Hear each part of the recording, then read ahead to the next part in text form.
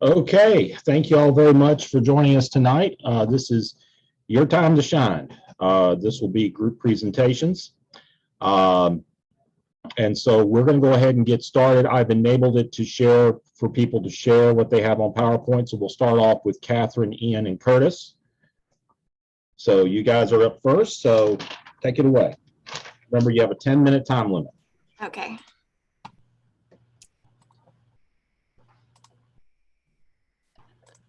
Just let me know that you can see this. Yeah, that's good. Is it the right view? Yes. Okay. Yeah. Awesome. So Ian, Curtis, and my project was related to taxation for transportation projects. So we decided to analyze the policy related to the North Carolina's motor fuels tax or gas tax. This was enacted by the General Assembly in 1921. The gas tax is an excise tax on gasoline, diesel, and blended fuels.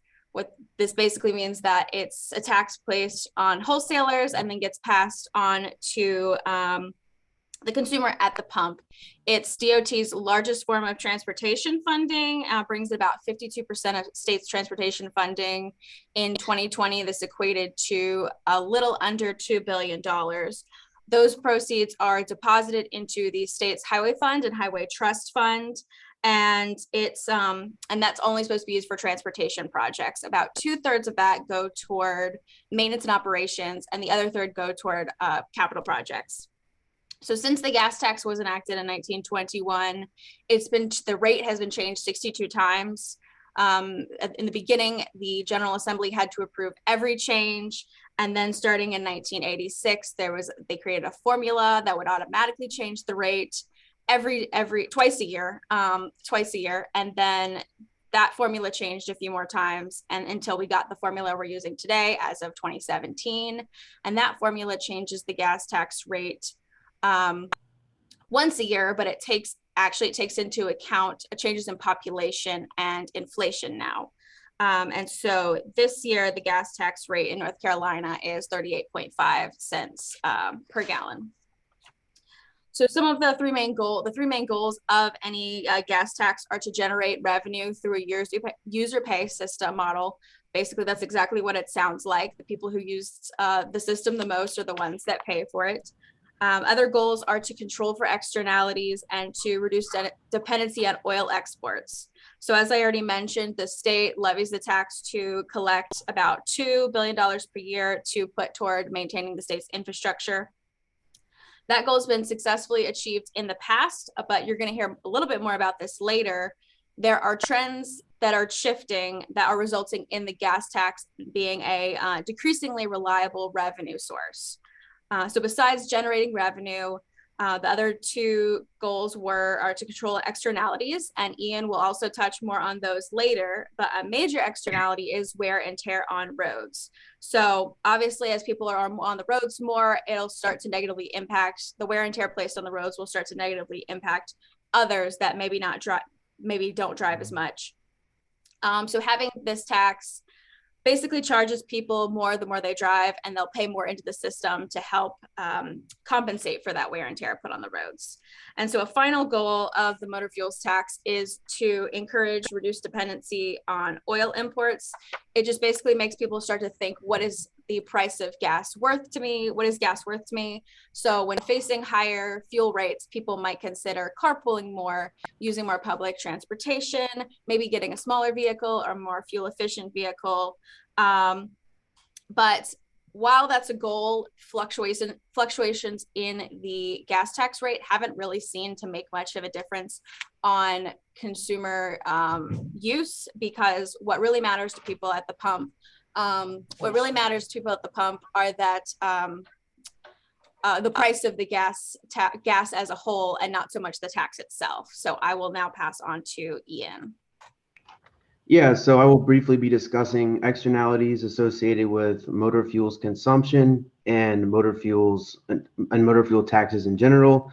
So as Catherine stated, some various externalities associated with motor fuels consumption are increased pollution, heavy traffic congestion, especially in major urban centers, and then wear and tear on roads.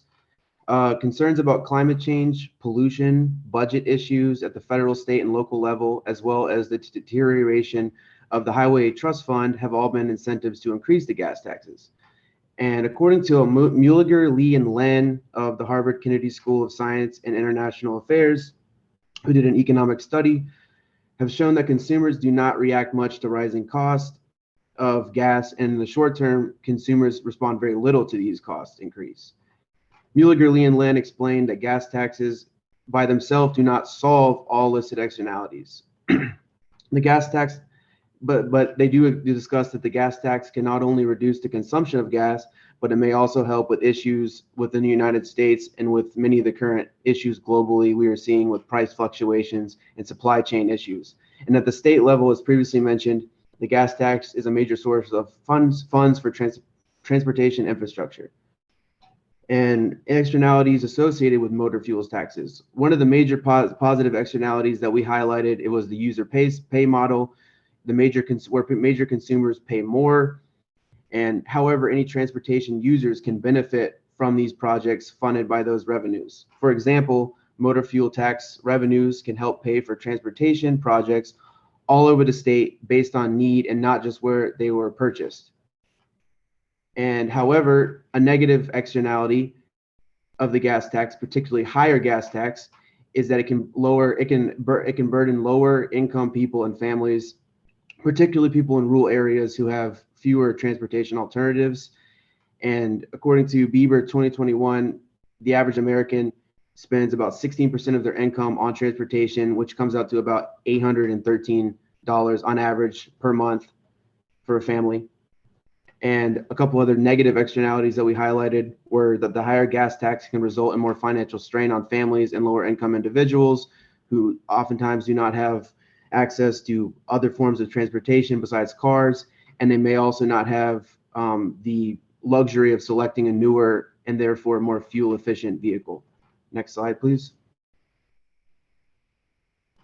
And briefly discussing misconceptions.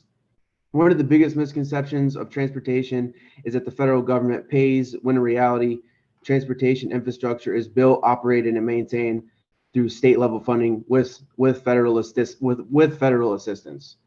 And then another major misconception, misconception that we are also seeing today in the current trends is that a rising gas tax will make the price of gas increase. But according to the North Carolina First Commission, unlike sales taxes, which are paid directly by consumers at the time of purchase, most motor fuel taxes in the U.S. are excise taxes, which are paid by businesses further up the supply chain. The fuel suppliers and importers that pay the tax include it in the product price, so the tax is ultimately paid by those who subsequently purchase and consume the fuel. But because fuel taxes are only indirectly paid by consumers, raising or lowering gas taxes does not result in penny for penny change in the price at the pump. I will now turn it over to Curtis to discuss North Carolina.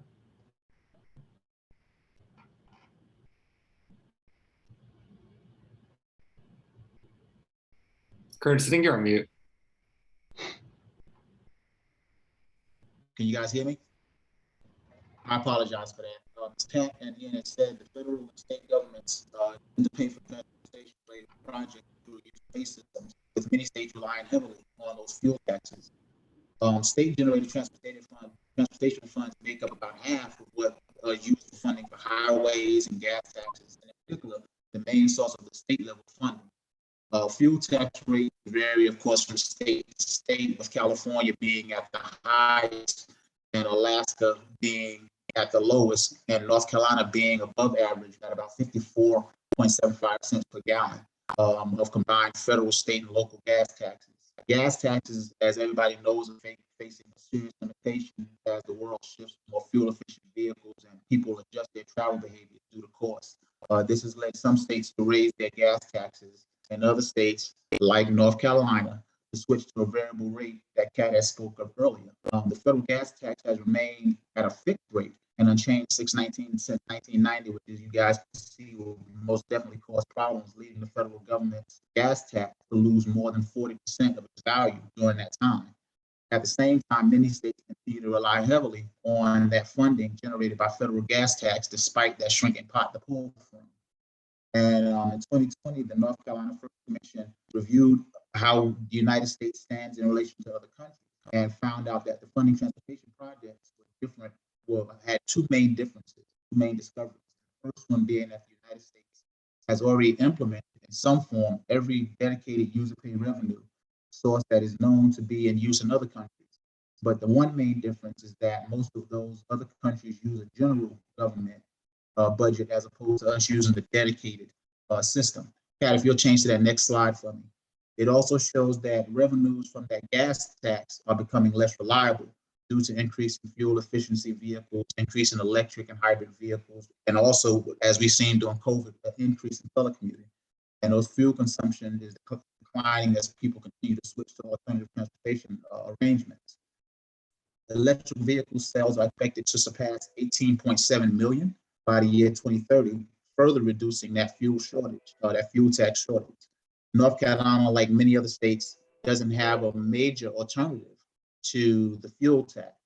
And with some states and federal motor fuel taxes accounting for 61% of all transportation funding, you can continue to see that that's going to create an additional deficit. So places like Arkansas have did what's called a dedicated part of the general sales tax collection infrastructure maintenance. And later this year, they're going to see if the constituents, if their voters are going to fight for that to become a permanent alternative. One alternative that's being discussed in North Carolina is going to the vehicle miles traveled tax. And this is where it's based on a user pay model where drivers pay based on the amount of mileage that they use on the highways. This is viewed by many as the most viable alternative for fuel taxes. Tracking the VMT options include placing readers in cars, using odometer readings, GPS trackers, even self-reporting, some different variations. But tax on vehicle miles traveled can be leveled as a flat rate, or even as at different rates. Detractors of the VMT methods cite privacy issues, which are necessarily going to be a concern when you have a GPS system. Everybody concerned that Big Brother is watching and keeping a track on it. Other concerns are that VMT will result in double taxation when combined with the motor fuel taxes and other toll fees.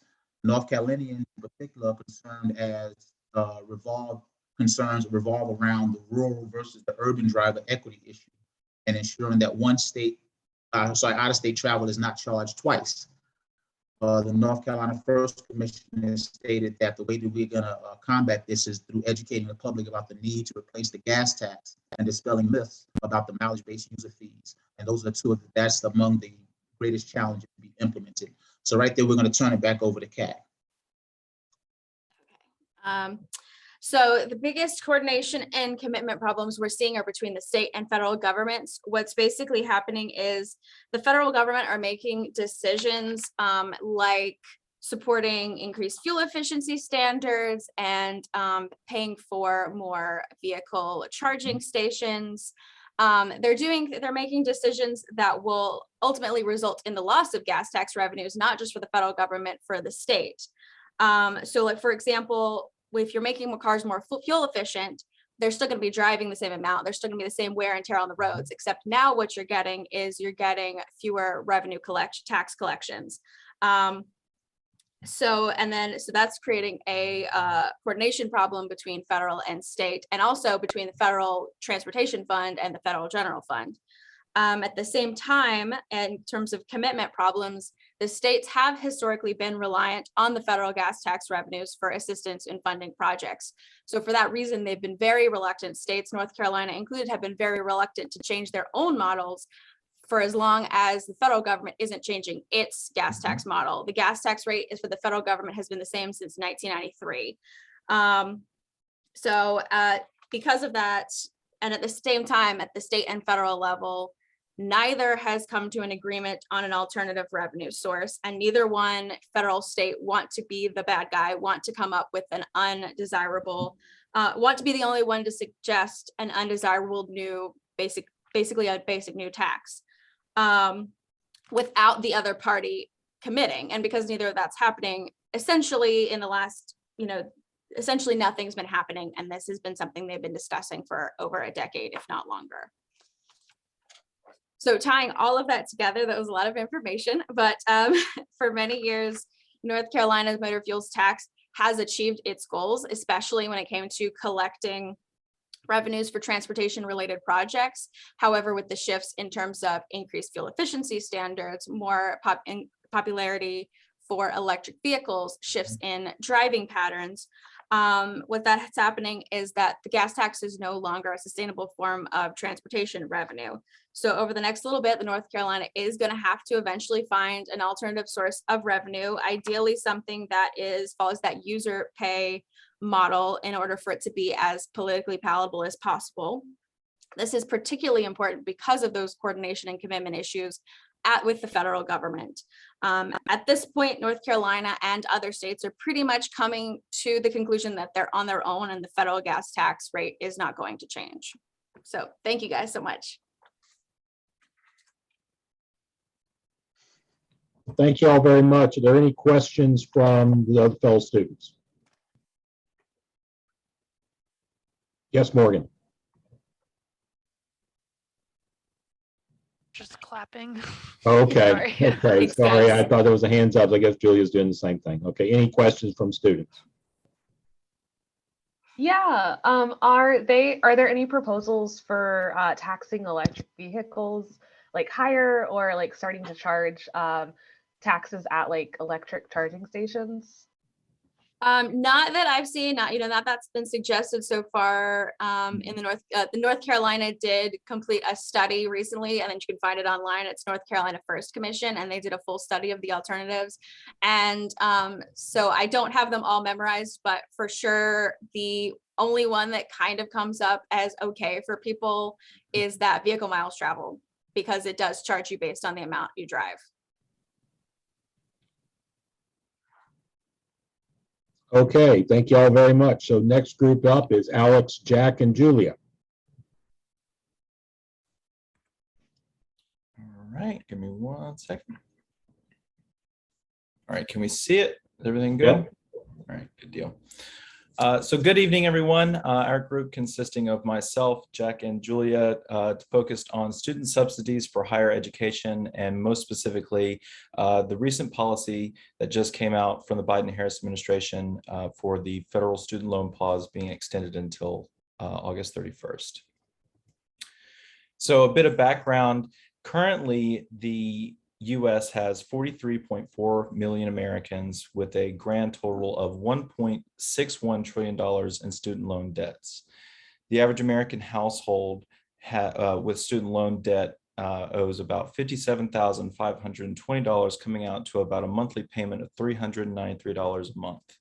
While that may not seem like that staggering of an amount, if you compare it to the $382 the average American spends on groceries, you start to see how some people might have to be choosing between how much or paying their student loans and paying for food for their loved ones and themselves for an entire month. So the question becomes, what happens and what sort of situation would you be in if you weren't able to make those payments? Well, currently 31.8 million Americans have delinquent student loans. It comes out to a total of 5.3 million with loans that are in default, 3.3 million with loans in deferment, and grand total of 23.2 million with loans in forbearance. And this is only worsened with the effects of COVID-19, which brings us to our policy. On April 6th, 2022, the Biden-Harris administration released a statement extending the student loan repayment pause until August 31st, 2022. Now this pairs with the total of $17 billion worth of targeted relief that they've given to 700,000 different borrowers for the purposes of like borrowers with disabilities or those who were defrauded by the schools that they were supposed to attend. And the Department of Education has stated that their goal for this program is to implement a smooth transition back into repayment. And they're hoping to prevent an increased risk in student loans becoming delinquent. To do this, they're providing all sorts of educational opportunities and different resources to educate borrowers and help prepare them back to go back into repayment at the end of August. And it's much needed because with the impacts of COVID-19, college students have seen, or college graduates rather, have seen a decrease in employment by 9%. In October of 2019, the employment rate for college graduates was 78%, and we saw a decrease to 69% in that same month the following year. So I'm now going to hand it over to Jack, and he's going to discuss our externalities. Thanks, Alex. So to better understand the goals sought by the Biden administration in this policy of the federal student loan pause, it's important to understand the policy as a whole and to place it into context. So student loans, or student subsidies, I should say, were first introduced in the 1950s, though they were not really what we understand as student loans today. That was introduced in 1993, and it become increasingly widespread in their use since, and increasingly so. Also increasing over that time, however, is the cost of higher education. So you can see from the graph here, a steep rise in costs over the past 30 years, especially for four-year schools and private schools.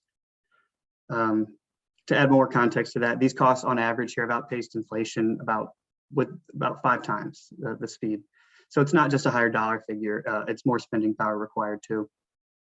Add those together and you get a policy problem. You get $1 trillion in total debt by 2012 and now approaching $2 trillion. Alex, you go to the next slide. So as the policy has evolved from where it was in the 90s to where it is now, we've seen the externalities evolve as well. Early upon the introduction of the direct subsidized loans, we see a lot of positive externalities. These loans lowered the barrier to entry to higher education for a lot of lower and middle class students. And that has a huge impact, not only personally, but socially. College graduates earn on average more than double that of non-college graduates over their lifetime. So in that way, this acted as a Pigovian subsidy. It lowered costs, increased demand, and by doing so, it lowered personal costs and created the optimal social benefit. It found a socially beneficial equilibrium. Later, however, 30 years down the road, we've seen that impact change. And this is where the negative externalities really start to come to the forefront. It's a personal cost and a social cost. So the personal cost, as Alex mentioned, reiterated here, on average, nearly $60,000 in student debt per borrowing household. If the positive externality was to increase earnings, this clearly bites into that. Additionally, you have the social cost, the $2 trillion, the nearly $2 trillion in total debt, reducing economic activity as a whole across the entire, not entire, but large portions of middle and lower class, especially as graduates. So in this way, what was once a subsidy has become a tax, and it's disrupted that equilibrium. Next slide, please, Alex. So that brings us into focus on our specific policy, which is the student loan pause. As with all policies, and as this one has developed, so too does this bring on some new externalities. Positive, it increases the buying power, again, of lower and middle class borrowers. In a way, this essentially acted as an injection of aid by not having to spend, Alex made the comparison, grocery money on their loans. They could spend it on other goods. They could spend it. It was a temporary reprieve from all the negative externalities I discussed in the previous slide. However, there is now a new negative externality, and that is an inflationary risk. So these classes that now have the injection of aid are the same classes that are prone to spending. These are classes that need to spend money on goods and day-to-day needs, right at a time when supply chains have faced major disruptions due to the pandemic. This has created a situation of more demand, less supply, equaling, among other things, as part of a complicated economic environment, an inflated cost of goods. To move on to the coordination and problems, we'll hand it over to Julia. So, student subsidies show many examples of coordination failure. For example, what if parents save up their entire lives, then their children decide not to go to college? Then the parents have missed out on all of the experiences that money could have given them. Additionally, what if a student believes they can pay for their own education, but then loses their job?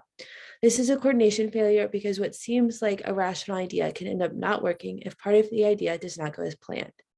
This is where student subsidies come in, because students can be rather sure of their ability to get their education subsidized in one way or another from the government or a private bank. However, these loans can fall into their own coordination failures. Coordination failure within student loans start when a student takes out loans to further their education with the intention of getting the higher education and then getting a higher paying job. The coordination failure arises when the job the student gets post-graduation does not allow them to stay on top of their loan repayments. Due to high interest rates attached to the loan, the student then starts falling deeper and deeper into a hole of debt. This coordination failure can have lifelong effects across multiple avenues. Additionally, strategic uncertainty impacts loan subsidies since there are so many players. Between private banks, federal assistance, public and private university costs, and social pressure to attend college, strategic uncertainty arises when one player is unsure of how another will act. For instance, if banks tend to keep the same amount of money available for loan disbursement, but universities raise their tuition costs, these players are now unsure of how the other will play, but knows it could impact them greatly. Therefore, a player could take action in anticipation of what the player may do or follow their own plan without being influenced by the other player's possible actions. These responsive and non-responsive strategies can change the overall equilibrium of the game. As the book teaches us, actions with such heavy consequences, such as student subsidies, still maintain their status as a social norm because they are so entrenched in society. The social norm of taking out large amounts of student loans in order to obtain a higher education has caused a coordination trap within the United States. This means that students are tied into a self-reinforcing pattern of behavior because they choose to go to a university when they cannot afford it out of pocket, so they must continuously take out loans to complete their degree. In an attempt to lessen the negative effects of student subsidies, coordination, and commitment problems, there are many different types of intervention. However, the one we see in this policy of pausing student loan repayments is government intervention. This pause helps move the players into a new equilibrium that better benefits them. This is because they are able to spend money on other necessities or save their money, so when payments do restart, they are not pushed back into the same financial hard spot. However, since the pause is only temporary, there is no guarantee that the players will not fall into the same mutually destructive habits as before. If the loans were to be forgiven altogether, then the players would be able to stay in this new equilibrium and start new behaviors that would create a good pattern of self-reinforcement. In its official messaging, the Biden-Harris administration notes as its policy goal for the student loan pause a smooth transition back into repayment for borrowers. The larger issue of growing student debt, however, reveals a more complicated landscape for this policy. Total debt has approached $2 trillion. The cost of higher education has risen, and the COVID-19 pandemic has upended the national economy, both of which have exacerbated the negative externalities associated with student subsidies, and coordination and commitment problems have long plagued the policy. It is clear that the student loan pause policy provides temporary relief. It is not yet clear how it will affect or address the larger issue of student debt. So, are there any questions? Hey, this is Zach. I have a question. I think this is Julie. You mentioned a point about people, parents particularly, saving for their kids to go to college without perhaps having a sense of like the economic decision they make down the road.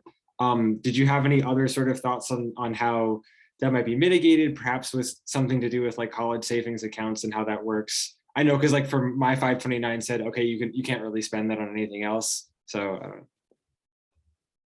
Yeah, that's a great question, Zach. I think it's just kind of you can take it from the bank approach of having different accounts that allow you to do different things, or a family approach that allow you this sum of money if they do choose to save up for you. If it doesn't go to college, maybe it goes to your first apartment or things like that.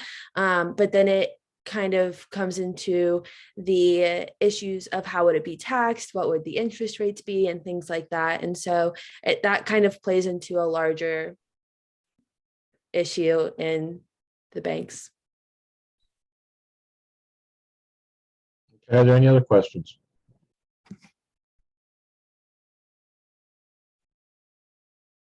Okay, excellent job. So next up, we have Cynthia, Julian, and Melissa. So take it away. Can we see my screen? Yep. Great. All right, good evening, everyone. I'm Cynthia, and I was working with Melissa and Julian because we were interested in affordable housing in Wake County. You might be thinking, wow, why didn't you pick a different county? Well, we picked this county specifically because I think it's the county that we forget has problems.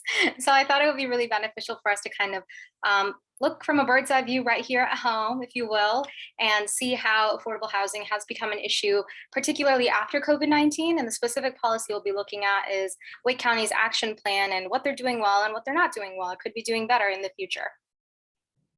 So just starting off with an introduction, Wake County is one of the fastest growing areas in the country, which you all are aware of, but that doesn't mean that it's immune to homelessness or housing difficulties with the people that are in it and the people that are coming in.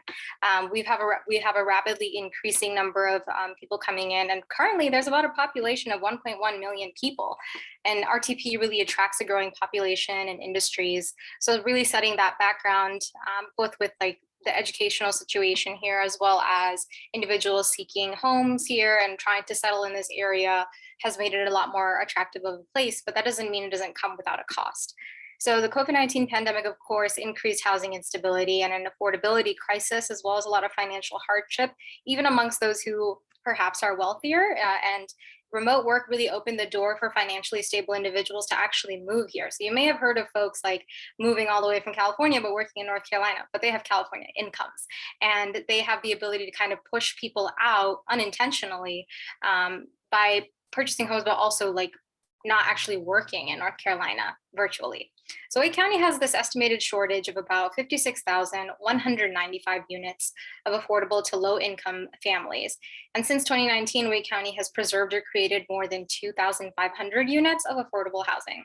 So all that to say that essentially we're looking at this issue of equitable housing in Wake County becoming more challenging, and the COVID-19 pandemic exacerbating that in multiple ways, which we'll get into. So the specific policy plan that we really looked at was the 2021 action plan for affordable housing in Wake County. And this basically aims for increasing and preserving affordable housing, addressing policy barriers for housing affordability, and supporting vulnerable populations and communities. So you might think, oh, this just means people who are homeless, but it really doesn't. It means individuals who fall within this income gap where they're really struggling to be able to afford where they live, including property taxes, their monthly payments, and what have you, regardless of where they're living in Wake County.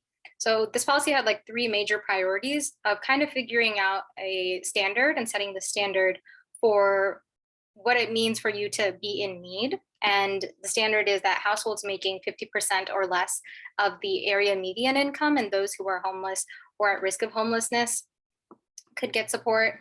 Populations not experiencing homelessness but are earning 51 to 60% of the average median income, as well as households earning 61% to 80% of median income. So those are like the three priority areas. But these income limits are really what's placing this problem, because it places a requirement ceiling on accessibility, and there's an increased cost of living even more so recently, and it continues to rise from year to year. I mean, all of us have probably faced friends, family, neighbors moving because they can't afford to live here anymore, and that's becoming a greater issue in real time. The other issue that we really wanted to point out in this policy plan specifically is that the income limits are based off of pre-taxed income. So as you can imagine, if there are so many people working remotely now with individuals with incomes from other states, it makes things a little messier and more complicated to kind of understand what makes you qualified to get housing support in Wake County to begin with. And even if you are qualified, whether or not you will get it. So some of the intended impacts are keeping access to quality yet affordable housing equitable, all sounds all nice. And then the policy is oriented around income in order to have a set standard. So having a standardization in policy can be helpful for it to be effective and replicable, but that doesn't mean it always includes everyone or can really help those who fall in special needs or special cases. So some unintended impacts, as well as negative externalities that I'll just touch on at the beginning here, is right now as of 2020, there are 9,280 homeless people on any given day. And from 2018 to 2019 school year, there were 34,675 students who experienced some level of homelessness. Rising costs of living and income limits have left people out of housing support, and nonprofits are kind of picking up the slack on working on addressing homelessness and housing insecurity more so. So we have this rising gentrification of housing and the higher property taxes for previous residents. So that just gives you a bit of a backdrop, and I will go ahead and transition to Julian or to Melissa, who will be speaking with you next. Okay, great. Hey, as Cynthia said, we have more than 56,000 units that the county thinks they're lacking. And so a big effort in the budget and this housing affordability plan was helping people adapt and deal with housing costs. So House Wake was Wake County's attempt to get people, when people couldn't work, this is what Wake County tried to do. There were some COVID funds from the federal government, but as you can see, $101 million. And they are not accepting applications anymore. And it's ending, I think, at the end of this month. The second program that I looked at was the Lease to Home program, which it's like a landlord program to incentivize them keeping their rent low. The big thing is, so they would have like a security deposit. So if anything got destroyed, or a little bit of security, and if they couldn't find people to lease out their apartments, the government would help them and provide 2 months of like coverage if they couldn't. And then, I mean, just like overall money, they provided bonuses to help landlords keep rent low. The last one was how Wake County Bridge to Home. They were interacting with a bunch of 8 nonprofits. 3 of the big ones. Interact helps with like domestic violence and people who survived sexual violence. Urban Ministries is a food pantry, and then Oak City Center does a little bit of like human services, helping put people in homes and jobs, but also food. Next slide, please. Okay. So at the end of 2021, so initially Wake County had a plan, as Cynthia mentioned, to get 2,500 or more affordable units out to the public, and they had initially planned to do so by 2023. So as you can see, it's $15,000 a unit, and they're trying to keep them affordable for the next 30 years. So if you break down that cost, they would need to get a minimum of $500 a year for each of these units to at least recoup the money. Further, House Wake, they helped 3,800 households over the last 2 years in avoiding eviction. And then, I mean, just lots of utilities. That's really hard to have a stable home when you can't get hot water, and property taxes are going through the roof with all the gentrification. And then, so the Lease to Home program is a relatively new program that they're implementing starting this year. And that's aiming to create 300 or more affordable housing, like apartment or just like complexes.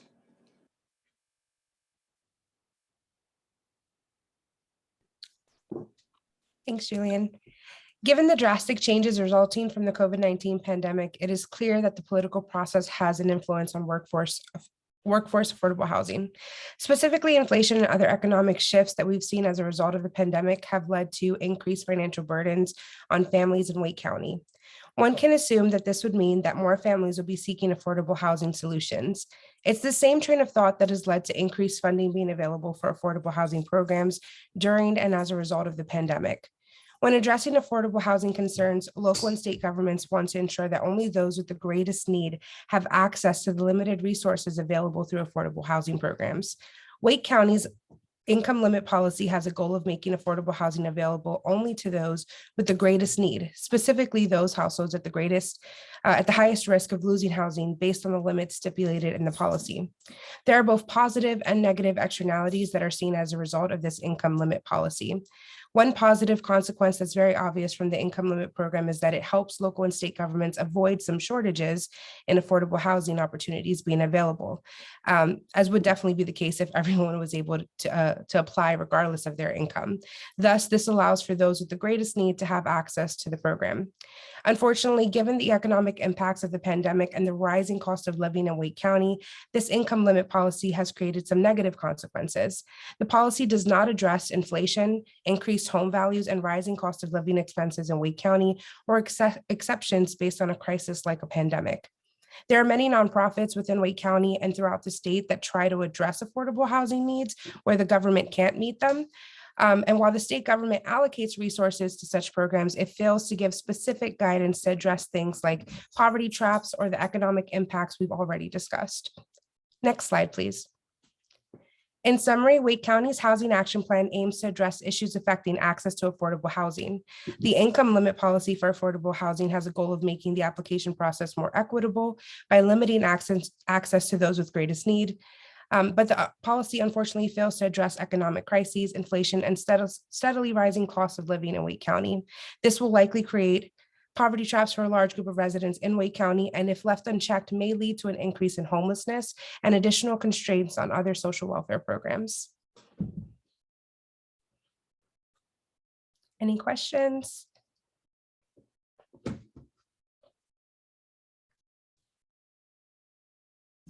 Okay, Catherine.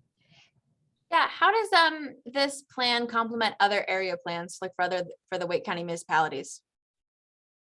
Oh, that's a good question. I was just writing about this. So the city of Raleigh has a housing plan as well. So you'll see that there's in their housing plans and how they do like annual they do annual reports on how they're doing on the goals that they've set forth, and then they have a 5-year plan. So the 5-year plan for City of Raleigh, for example, includes things such as increasing affordable housing specifically for targeted groups and individuals and specific areas, or it might include working towards that program that Julian talked about, leasing to being able to rent homes as well. And then there's different individual policies come in place. So they do work with each other from what we understood.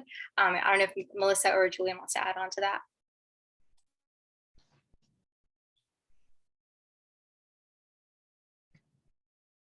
Okay, are there any other questions?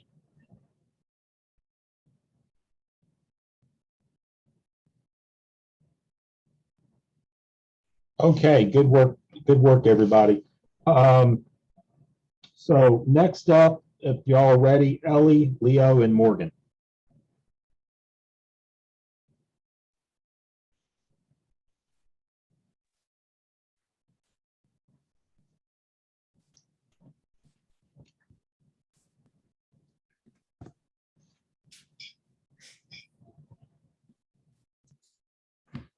Okay, so we evaluated the North Carolina Film Incentive Program, and so we will discuss the goals, externalities, and the coordination and commitment problems. So for those of you that don't know, North Carolina has actually been a pillar in the film industry since the early 1900s, especially Wilmington, which was the location for some of the earliest film production companies. There were also booms in the 1980s and 1990s with film and television productions. It was also the 1980s when other countries started offering government subsidies for film industry work. And so Hollywood started seeking out other locations. As a result of that, in the early 2000s, North Carolina implemented a government incentive in the form of a tax break to attract production back to the state. The structure of this initial incentive was very flat, but in 2014, it was broken out into 4 different categories based on media type. So there's a feature film category, a TV movie category, TV series category, and a commercial category. And as you can see, the graphic here shows the structural changes that have taken place over the last few years. The bars represent the minimum spending requirements for each category. And then the lines on the graph represent the maximum rebate that would be allowed for each of those same types of features. Also to mention, the maximum annual industry incentive started out at around $7.5 million. And as of 2002 and several years before that, the maximum for the industry as a whole is $31 million.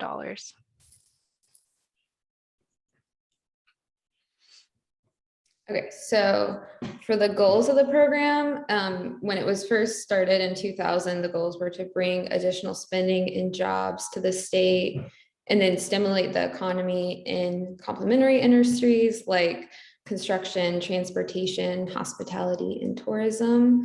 And then as the program went on, by 2008, many other states also had film incentive programs. So they increased their tax incentives from 9 to 12% to 20 to 30% to remain competitive with those other states, especially Georgia. And then in 2014, the program scaled down, and it was only allowed 10 million in incentive grants. And then after a big push from the film industry and other supporters, the program was increased to 30 million by 2015. And now 2021 was a really good year for the film industry in North Carolina. And they have now started a program called the Film Partnership of NC. It's a nonprofit that they work with to build out the workforce. So building a pipeline for film workers in North Carolina to train people in trade, like production trade jobs, and have a 2-generation deep workforce. So this program has both positive and negative externalities. The first positive externality was state benefits. Primarily, the program brings to state attention, visitors, money, and other filmmakers, which in turn makes the state more competitive on the national stage to keep film productions in North Carolina. Economic development, in 2021, North Carolina created over 25,000 job opportunities. This is fantastic for local communities because then they could take advantage of these opportunities. And the areas where the films were being produced became more tourist attractions. So an industry was going to be born there. And as a result, it yielded more people traffic, which in turn boosted economic growth. The last major positive externality was that local businesses benefited from it. Productions can take advantage of local contractors and other small businesses, which in turn drive money directly into local communities and economies. So it went straight into them, and they can use that money to do capital projects or any other sort of thing to support the needs of the community. On the flip side, the negative externalities deal with the whole idea of all eggs in one basket. If you're going to invest all your money and resources into the film industry, that kind of takes away resources from other areas such as education and roads. That's what some of the major criticisms of the program. Another one was loss of community identity. A film or TV show may not appropriately represent the community and area as it is. For example, there is a film or TV series that was set in Conway, North Carolina, but it was actually filmed in Wilmington, and only natives of Conway picked up on it. And so the film inadvertently degraded the character and individuality of the community being quote unquote represented. So the issue is it's making these communities just another generic backdrop, and only the film production benefits. The last one is portraying negative behaviors in a positive light. So films that have characters that smoke or engage in negative behaviors but are seen in a positive light have a bad influence on young viewers who will view that behavior as being cool. Typically, the main hero or heroine will smoke in a moment of high stress to calm down. And a survey found that over 80% of young e-cigarettes users said they vape nicotine to reduce stress and anxiety and depression. So there was a correlation between the two. So now you have a growing public health situation. Next slide. We identified 3 major stakeholders that were involved in coordination around this film incentive: the state of North Carolina, the government, the film industry, and also the local populations. So then we determined, did each of them have a voice and how were they directly impacted?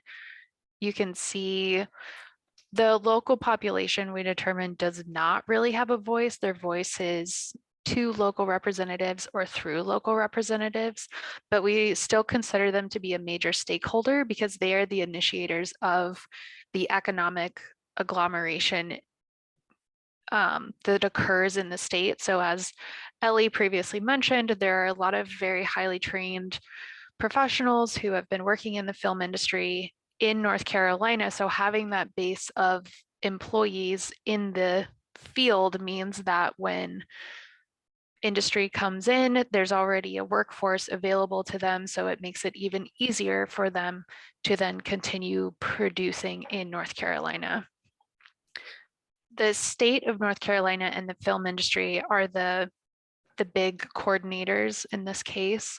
We did find 2 conflicting reports, actually, one mentioning that the coordination is happening, but the outcome is a negative outcome, and one suggesting that the coordination is happening and the outcome is positive. So we found one report, the Bradbury report, which indicates that North Carolina is only making 22 to 61 cents for every dollar that the incentive invests in the film industry. Therefore, the coordination is occurring, but the outcome for North Carolina is negative, whereas the Hanfield report that we found indicates that North Carolina is getting back to around $1.50 in tax incentives and then another $9 in direct spending and indirect spending due to the film industry's presence in North Carolina. So if you go to the next slide,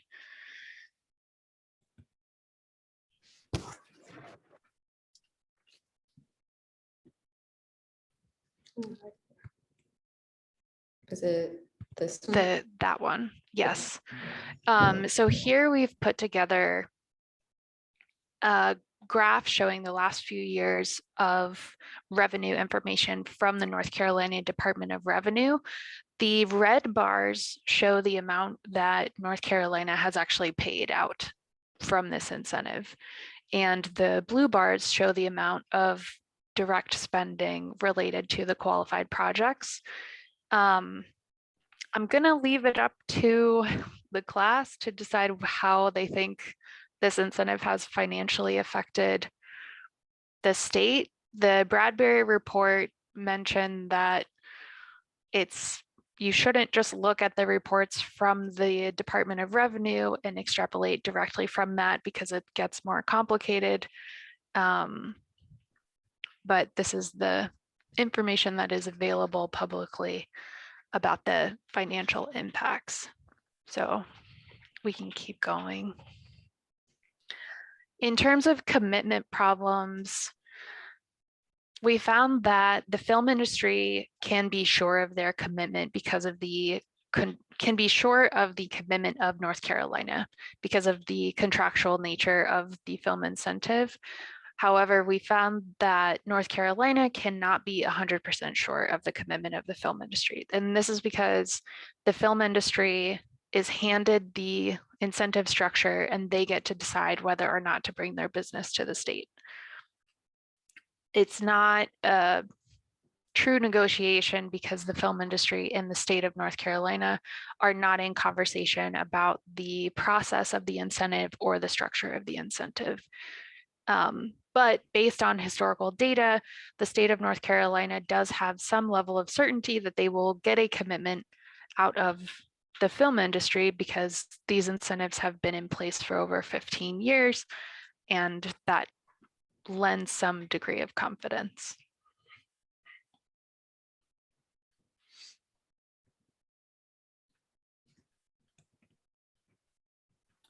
So in conclusion, overall, there's a lot of potential with this program, but it really needs to address its shortcomings through policy action. Our recommendations are only two.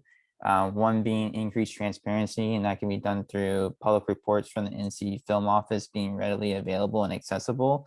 And additionally, conducting another study to kind of clear that confusion and to better understand the pros and cons of the program, whether or not it's worth continuing.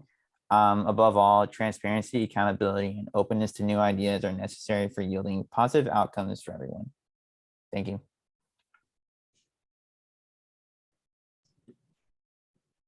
Okay, are there any questions?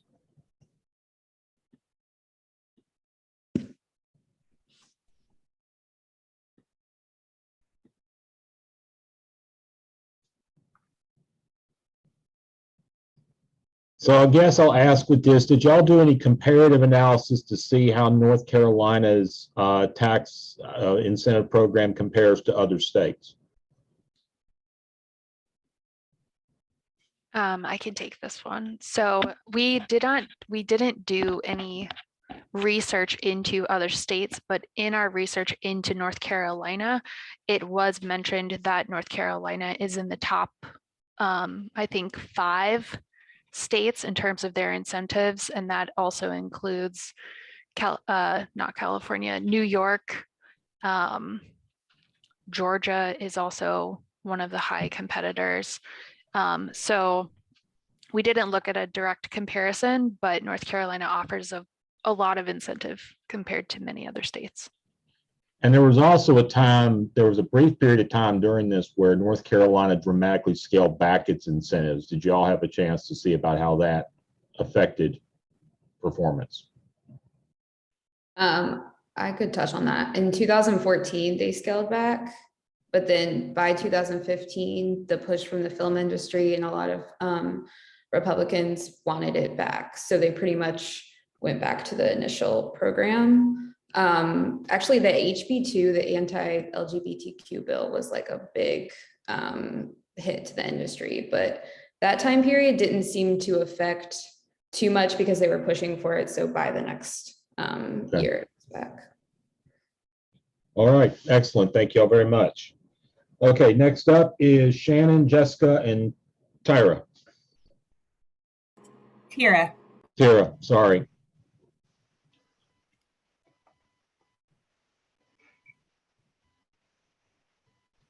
Can everyone see the presentation? Yes. Great.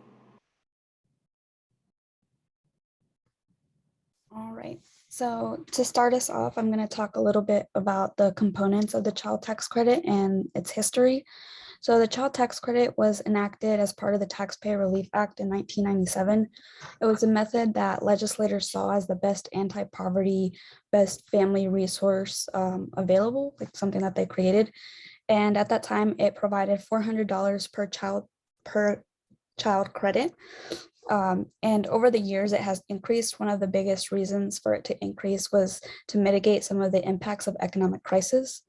So the American Taxpayer Relief Act acted as an anti-recession stimulus package that increased tax credit from $400 per child to $1,000 per child.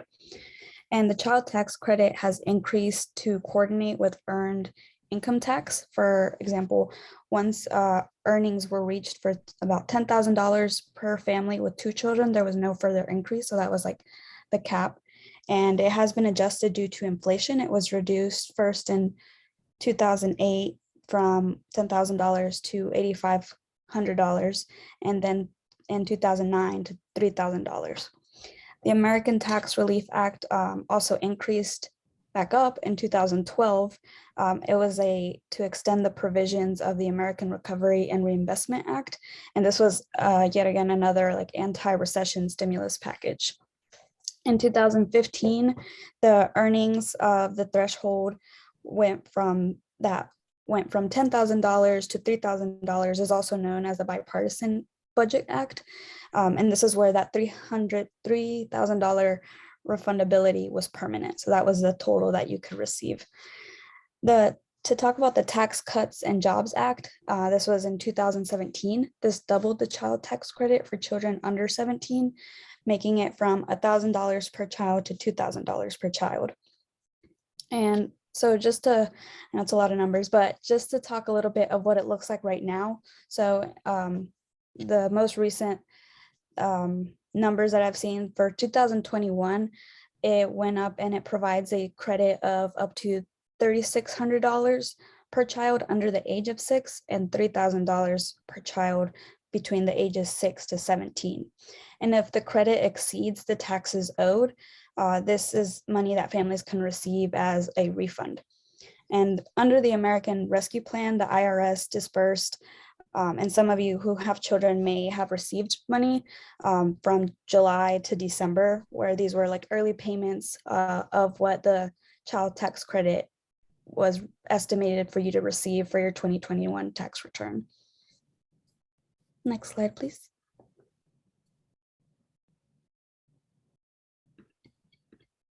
So now just to talk a little bit more of eligibility and claiming. Only children who are U.S. Citizens are eligible to receive these benefits. Nearly all families with kids who qualify can receive a child tax credit. However, there are limitations based off income. For example, couples who make less than $150,000 or single parents who make less than $112,500 will qualify for additional child tax credit amounts. And families with high incomes may receive a smaller credit, or they may not qualify for a credit. Other things to know about the eligibility is that this has to be your son, your daughter, it can be a foster child, a brother or sister, but the main thing is that this person has to be claimed as a dependent on your tax return. You have to provide at least half of your own financial support during the year, and they have to have lived with you for more than half of the year. And to talk about claiming, you can claim a child tax credit and a lot of people receive them automatically because of the pandemic, but you can also receive and claim the child tax credit by entering your child on your tax return. And most families that qualify can receive the full amount of $3,600 per child under 6 and $3,000 for child between the ages of 6 and 17. Now I will let this is Shannon. Hi, okay, so the child tax credit is a Pigovian tax that's trying to internalize a lot of the negative externalities that stem from poverty, and it's considered a working family tax credit. And research shows that these type of tax credits reduce or have positive externalities in just about every stage of a child's life. So the main positive externality associated with the CTC is a reduction in the child poverty rate. So the American Rescue Plan's adjustment to the CTC dropped the child poverty rate from 12.4% to 8%.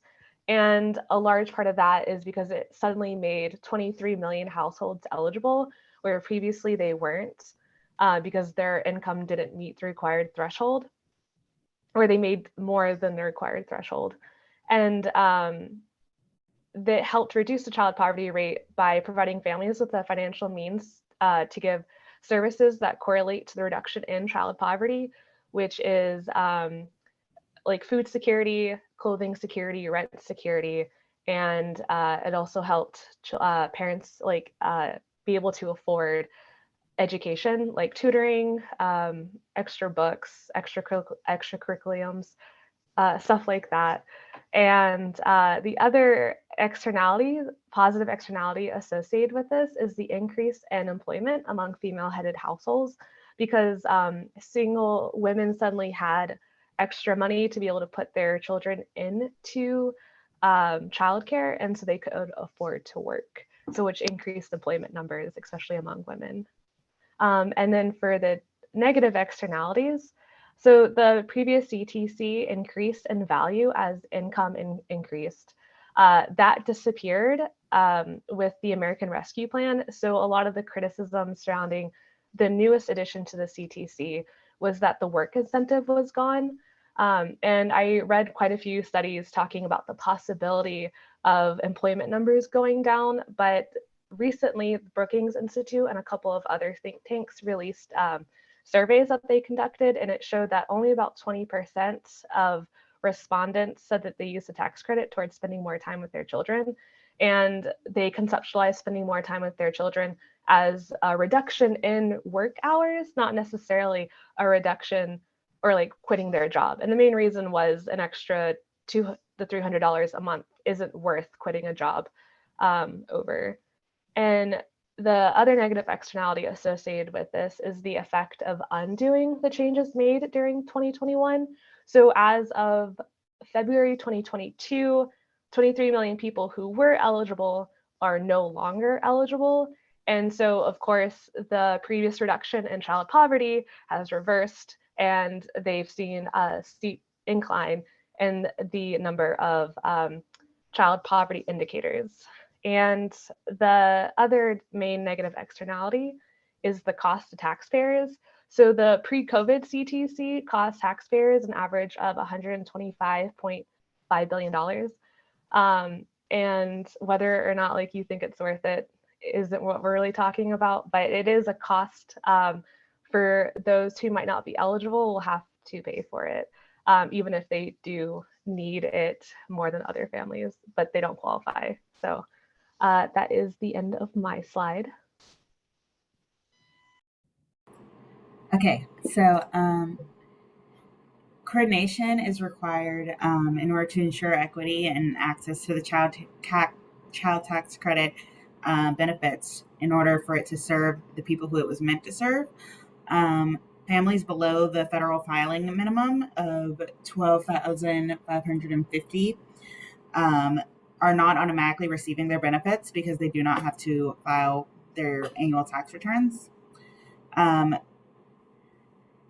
There are avenues for non-filers to apply to receive their child care benefits. However, these individuals may not know of their eligibility and are often living far below the poverty threshold and may not have access to the required information to complete their application, such as a bank account, home address, telephone number, or a tax ID number. In addition, these individuals may not have access to a computer, or even a bank account in some cases. This disparity between filers and non-filers, as they're called, creates an equity dilemma that can be mitigated with coordination between the IRS and the organizations that often provide tax assistance to underserved communities. Currently, the IRS Volunteer Income Tax Assistant Program partners with local tax services on a volunteer basis to aid local income filers that can serve as an avenue to mitigate these equity concerns. Currently, the only partner organization within the VITA program is Reinvestment Partners in Durham. Coordination traps can emerge if there is a lack of ongoing and consistent communication between the IRS and these partnering volunteer-based organizations. If the procedures are revised in terms of how they qualify or how they apply, and if these procedures are changed without the knowledge of partner organizations, eligible families may be led to believe that they do not qualify for benefits and they won't request benefits that year or in following years.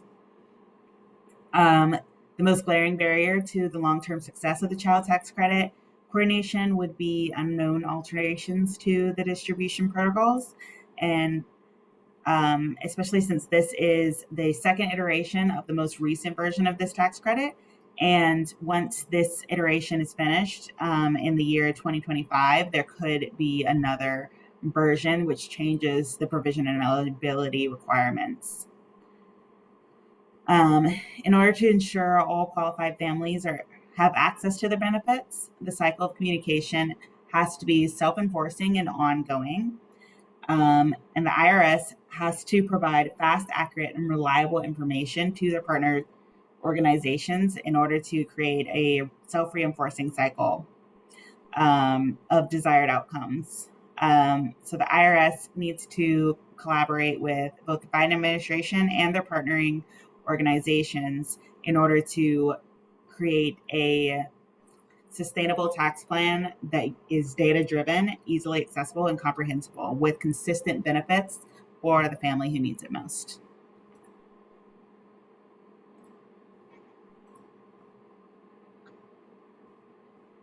Thank you.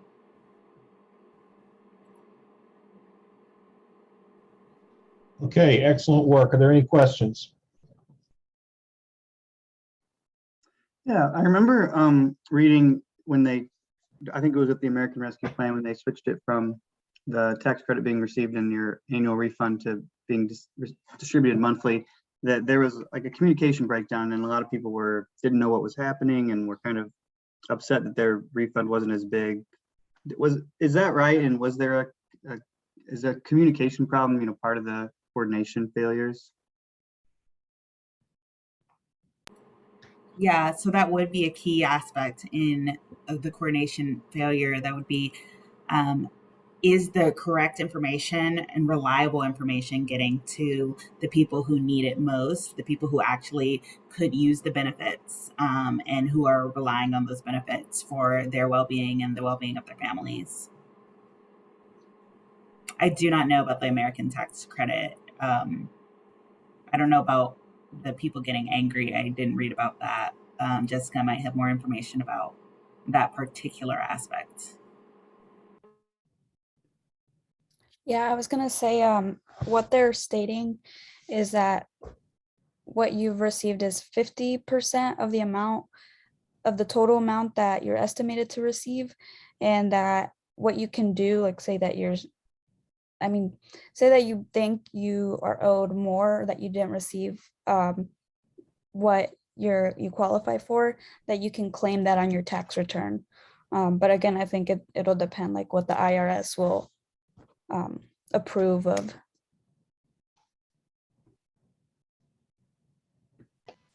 And one interesting thing that I noted in the interviews that I read about the CTC is that a lot of families preferred the month-to-month checks, even though it was less than what they expected at the end of their tax return, which was interesting. Well, it's been interesting overall because this was again a kind of a new program in the fact that they were allocating funding on a monthly basis to a much larger percentage of the population than had gotten monthly payments from the government before. So, and of course, also doing it usually through direct deposit as well. Excellent job, ladies. Thank you all very much. Next up is Robert, Karen, and Zach.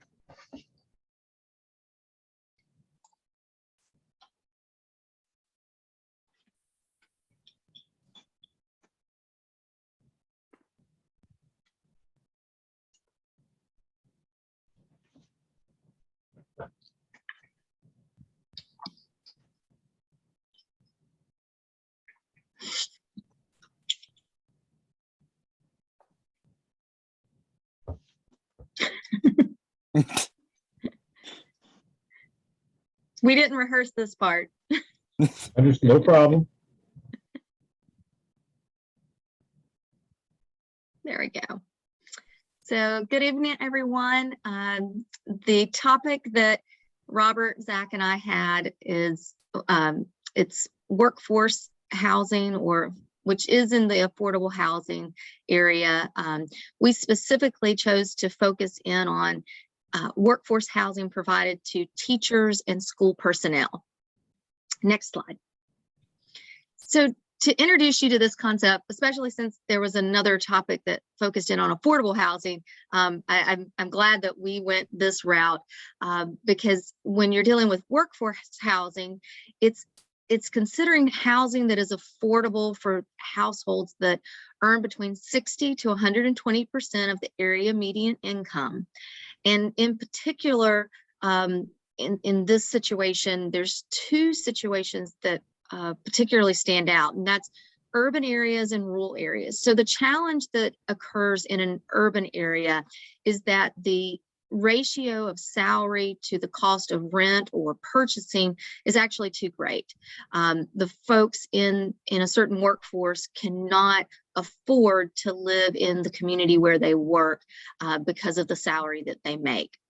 In rural areas, that may be an issue, but that's typically not the issue. Typically, there's not enough availability of housing, and so that makes recruitment in that particular workforce difficult. And this has been particularly true with teachers and with school personnel, because we generally find that teacher and school personnel salaries are very low, and that makes it difficult for them to live in the urban areas, or rural areas have a hard time recruiting teachers because they actually don't have sufficient housing for them to live in, and the cost may be of issue as well. So next slide. We actually looked at sort of 3 case studies across the country, but because North Carolina actually has a teacher and school personnel workforce housing program in several counties, we wanted to see how that compared to what was going on in 2 other jurisdictions in the nation.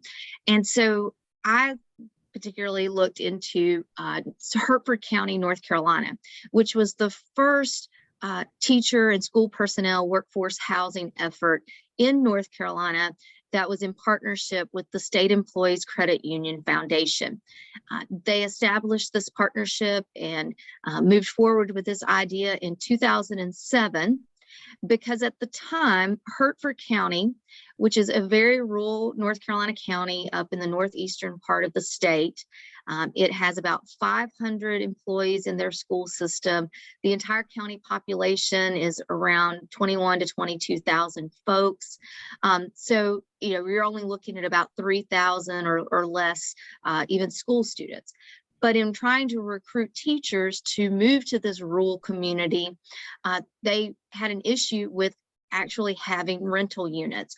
And so at the time in 2007, they estimated that they had about 38 rental units even available in the county. And some of these could even be rooms in someone's home. So they partnered with the State Employees Credit Union, who offered to provide them with a $2.4 million loan that would be for 15 years and interest free. And with that, the Hertford County School System was able to build Hertford Point, which is pictured here on the slide, which is a 24-unit apartment complex. They are 2-bedroom units. Initially, they were able to offer these units for $500 a month and did have to raise it to $625 a month. What they did find, and to the success of this program, is that in less than 10 years of the complex being built, their teacher turnover rate actually dropped from around 40% per year to between 15 and 20%. And I wasn't able to completely confirm that they have paid off their loan, but the projected time frame means that they should have or are very close to doing so. And what they'll do now is to take the revenue or the income that generates from this complex, and they'll actually put that back into their school system to benefit the students and the teacher and school personnel. So this has been patterned in other counties. Rural counties like Hope County have followed suit to what Hertford County has done and made for an excellent case study. And I'll turn it over to, I believe it's Robert, who's going to talk about another jurisdiction we considered. Well, thanks so much, Karen. So I did my case study on Fairfax County, Virginia, specifically Fairfax County Public Schools. So Fairfax County Public Schools, also known as FCPS, is one of the largest school districts in the United States, with 198 schools and centers serving more than 180,000 plus students. Fairfax County Public Schools is also one of the largest employers in the Commonwealth of Virginia, with more than 24,000 full-time employees. Studies show that Fairfax County Public School System loses roughly 40% of its teachers every 5 years. It's noted that the growing turnover among teachers is compounded by the rapidly rising cost of living seen in the dramatic increase in Fairfax County's housing costs. To address this issue, the school system partnered with the Fairfax County Redevelopment and Housing Authority and the Fairfax County Department of Housing and Community Development, who are operators of the Fairfax County's Magnet Housing Program. This Magnet Housing Program provides affordable short-term rental housing to eligible county workers to address the county's workforce needs and to also assist residents to achieve economic self-sufficiency. Fairfax County Public Schools partnered with this program in order to offer affordable housing to new teachers and bus drivers only. So I thought it was pretty cool to just note that it's only for new teachers and bus drivers. But there are a few other agencies that partner with this program, including the Fairfax County Fire and Rescue, Fairfax County Police Department, the Sheriff's Department, and the Inova Health System. I did want to advance to the next slide to show this chart, which I thought was pretty interesting, which basically explains the requirements, I guess, and eligibility to qualify for this program. So the gross household income from all sources must not be below the minimum or exceed the maximum income limit shown based on house size. So it also lists a few of the properties that this program offer the minimum and maximum incomes, plus what those minimums and maximums would be per household size. And I'll turn it over to Zach. Thanks. For my part, I looked at Los Angeles, California, specifically the Los Angeles Unified School District. which is actually the second largest school district in the country with over 600,000 students and 75,000 staff, second only to New York City. According to the superintendent of the district, their workforce housing program started as a method of retaining teachers and improving a sense of community between the school district and the neighborhoods in which the schools were in. They've already developed 3 projects: the Norwood Learning Village, the Sage Park Apartments, and Selma Community Housing. They are currently committed to developing 2,000 more units in the future as of last year. However, there are currently no teachers living on any of these properties because according to federal law, they make too much to qualify for housing assistance. Despite this, they are of significant benefit to school employees like cafeteria workers and janitors who don't make too much. Prior to the start of these projects, the LAUSD already owned the land that they developed on, which could prove to be a bit of a replicability problem for other school districts that try to attempt the LAUSD model. From our study of these 3 areas, we found that the general goals of these workforce housing programs were to retain and recruit teachers to ensure quality education, with one study finding that 25% of teachers are more likely to stay at a job if provided housing assistance. We've also found that another goal would be to foster a sense of community within the district and to ensure the general well-being of teachers and district staff, especially in areas like California where affordable housing has become a major issue. Some externalities we found with these programs. One positive would be that they positively impact property value. There's a perception that they lower property value, but we have not found this to be the case, as we found that subsidized housing projects can increase surrounding property values due to removal of blighting influences and the creation of a buffer zone between commercial and residential properties. One negative externality we found would be that it confounds the debate between lower rent versus higher salaries, as it can be viewed as a short-term fix for the long-term issue of low pay. And I'll hand it back over to Robert. Thank you, Zach. So for coordination problems, we did identify a coordination problem in the Los Angeles case that Zach presented, and the fact that most teachers could not benefit from the workforce housing program because of the low income tax credits to finance the development. Departments had to be reserved for those making 30 to 60% of the area median income. So most teachers did not qualify because their salary is above the threshold, even including beginning teachers made too much to qualify for the apartments. We also identified, I guess, good examples of good coordination.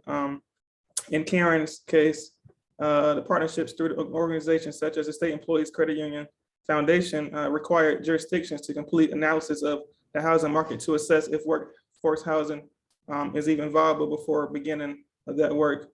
Also, community buy-in. They've realized that community buy-in fosters good outcomes for these programs, especially through the use of local developers, basically retaining local developers to complete the work, and the engagement of community leaders, and having a steering committee members from the community to kind of lead the work. To conclude the report, we realized that based on the studies from Hertford County, Fairfax County, and also the Los Angeles Unified School District, teachers and school personnel struggle to afford housing due to the high cost of rent and low salaries, and also due to the lack of availability in the area. As a result, school districts are suffering from high turnover rates and low teacher recruitment. So we believe that implementing an affordable housing program for teachers, if there's a viable workforce housing market, can increase teacher retention and also be used as a recruitment tool. Although we do note that although an affordable housing program would attempt to address the retention and recruitment problem in school districts, we do recognize that low pay would still remain an issue for many teachers and school personnel. And that concludes our report. Thank you. Okay, good job. Good job, everybody. That was good presentation. Are there any questions? Hey, just a general kind of question. When you guys were doing this research, were there any really solutions that or improvements to these programs that you felt really strongly about, or sort of innovative ideas you felt might add to these programs?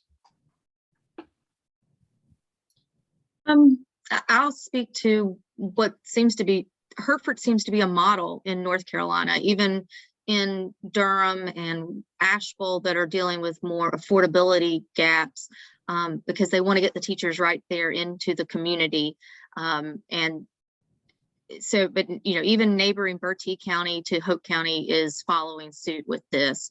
So I think the innovation actually is in the fact that the State Employees Credit Union would partner with them and provide these interest-free loans that can be a lifeline for these communities and for the profession.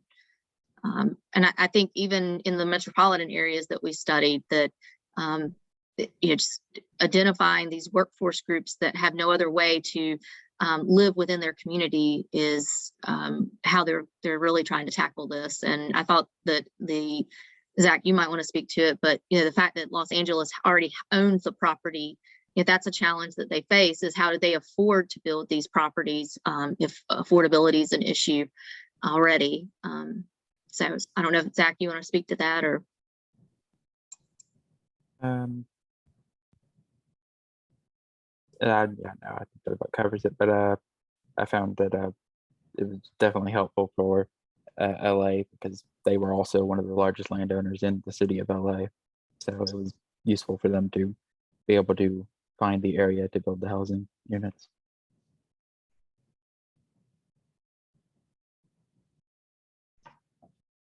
Okay, everybody, good job. So next up is Zach, Sam, and Carl.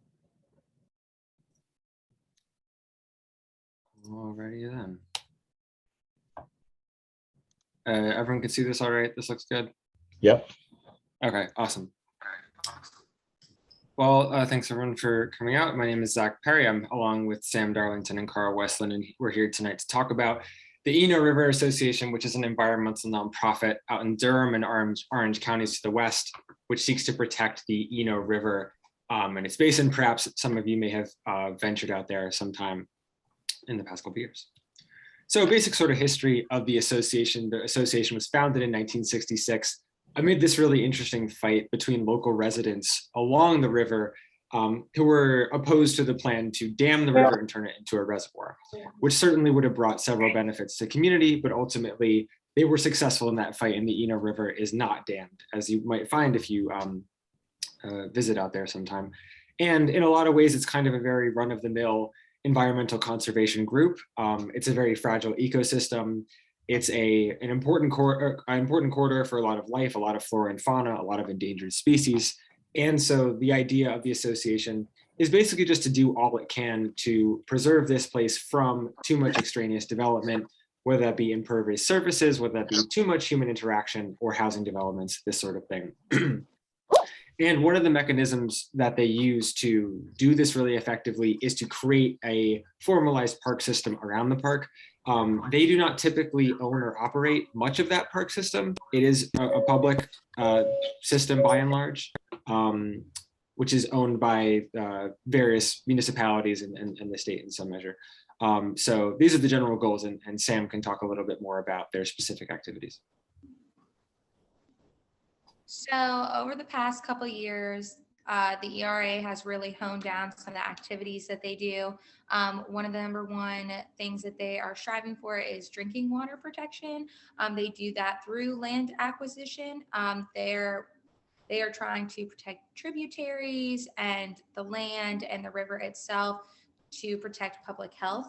And the land acquisition that they're looking at around, just in the 2022, a couple months ago, they facilitated a large sale of large property from the classical American Homes Reservation.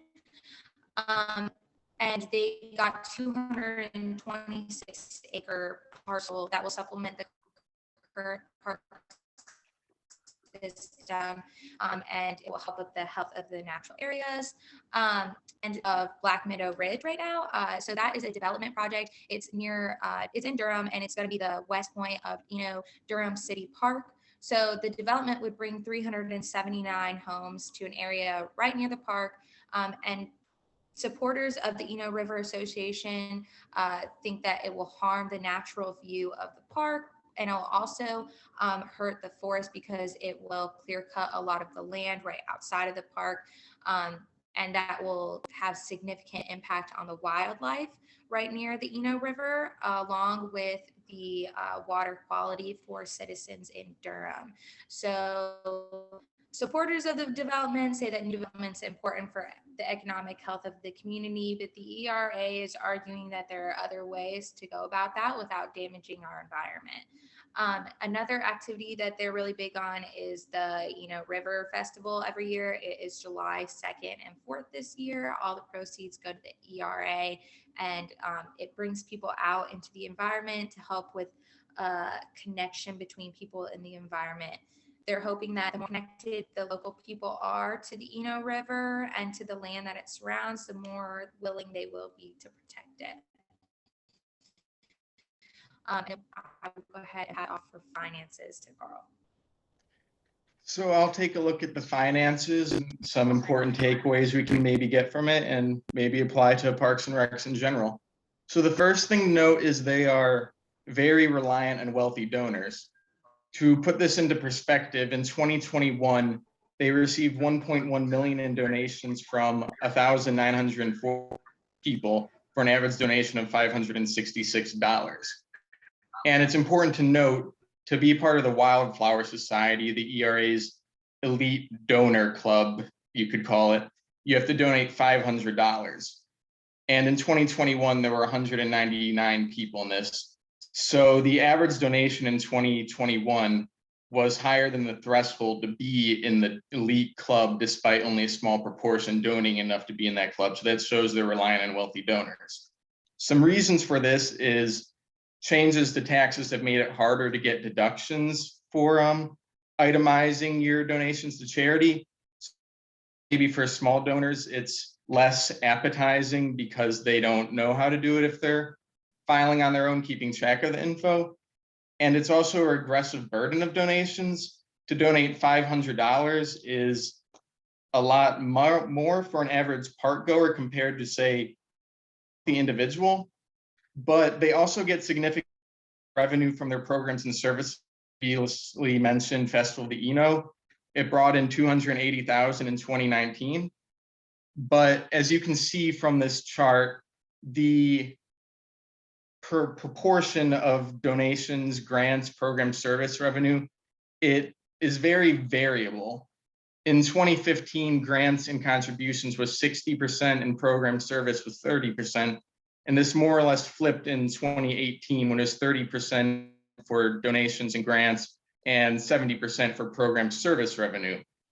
This is because the demand for program services is elastic and is more reliant on economic conditions and also other events, such as in 2020, you can see the extreme change from 90% for donations and 10% for program service revenue, which was partially caused by cancellation on the Eno, which shows that you can't put all your eggs in one basket if you're an organization like the ERA.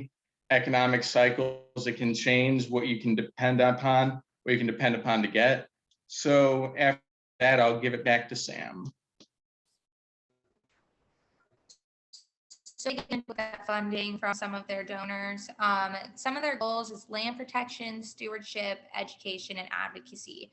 So their land protection program is one of the reasons that the association was created in the first place. One of their main goals is to conserve the land and the waters along the river. They believe that conserving these waters will help the community as a whole because the river impacts public health, it impacts the environmental health, and it impacts the economy. And not protecting it will negatively impact wildlife, pollute the water systems and the area around the Eno, and negatively impact lower income communities along the river. So they're looking to acquire about 2,000 more acres of river and land for the state park currently. They acquire this land in many different ways. They're able to purchase land through the funding that they get, or they acquire land through donations and land easements. So their director of development, we actually got to talk to her, and she says that if a landowner wanted to donate their land, they have a whole process through doing that. And you can use a conservation easement as well. So you'd still be the owner of the land, but they would protect that portion of the land for you.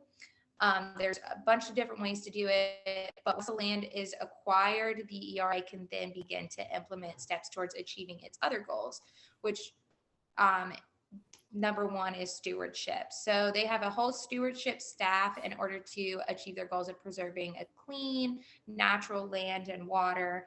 And within that program, they have 3 more goals. So to protect, improve, and strengthen. They use volunteers to protect the habitats around the river, improve access to natural spaces, and strengthens the people's connections to the outdoors through their programs, hands-on work days, activities, and volunteer opportunities.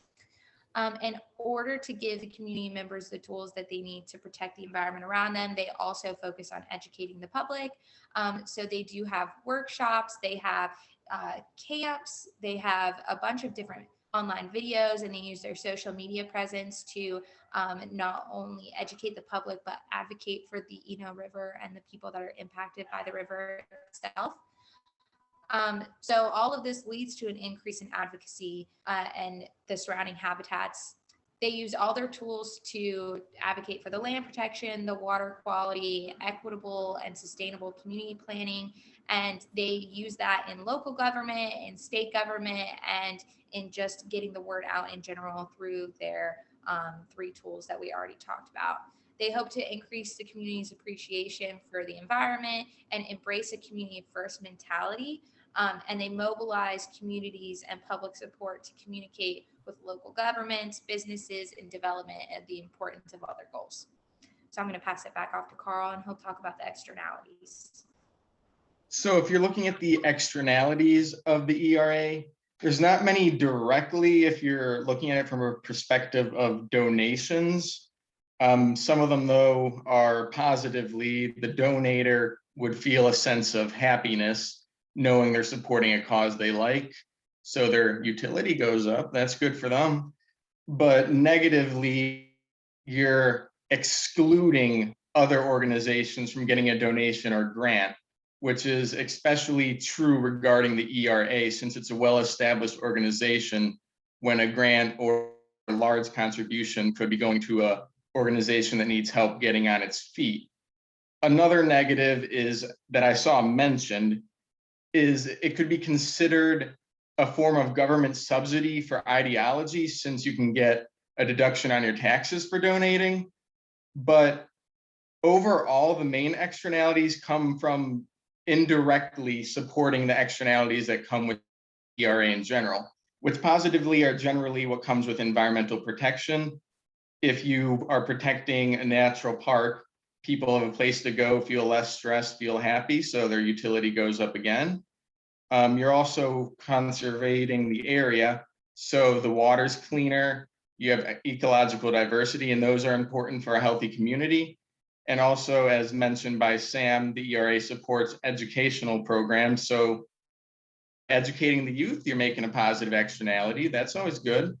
But the main negative is that you're hindering economic development, as mentioned with the Black Meadow Ridge development.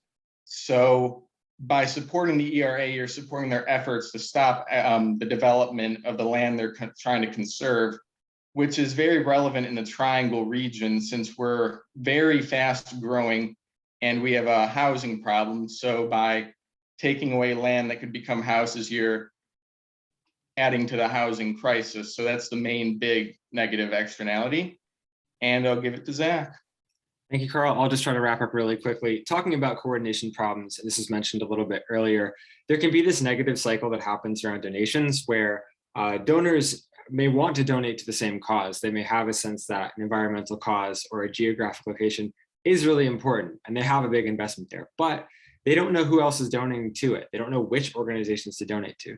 So sometimes this can have a negative impact on small organizations or new ones that don't really have a fund base already, don't really have strong development.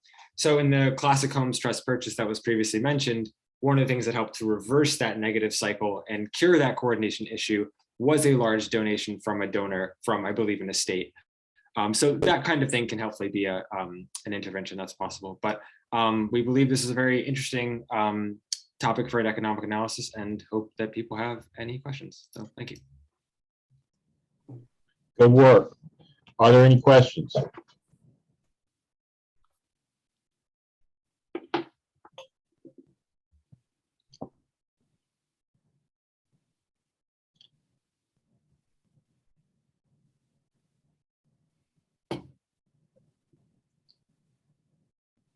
Well, I'll ask this question with respect to the financials. Were you able to look at when you were looking at their financials, were you able to look at what their assets are, and are they able to grow assets over time? What does their overall balance sheet look like, if you happen to remember? If I remember correctly, their assets, I think, are $8 million. Okay. And it has been increasing substantially over time. I saw it increased every year. I don't remember exact amount, but overall their is actually pretty good. I think they're, well, depending on your perspective, I think their assets are over $1 million more than their liabilities, which that's a lot of money you could be putting towards stuff, but that's good financial condition, I guess. Well, I mean, that if your net balance is $1 million and your total revenue is around 3, that's not bad. Mm-hmm. But and that's really, I think, what I should have been asking is where their net asset position is with respect to that. That's an indication that they are spending what they're using, and that's important unless they're trying to retain for capital purposes like purchasing land and then deed it over to deed it over to the county. The county operates the county owns the property, correct? It's most of the time. Yeah. It's very complicated, but most of the time. Yeah, yes. I can imagine because of deeds and other types of factors. Yeah, totally understand that. Okay, good job. Well, we got one more presentation left, and that's Drew and Lydia.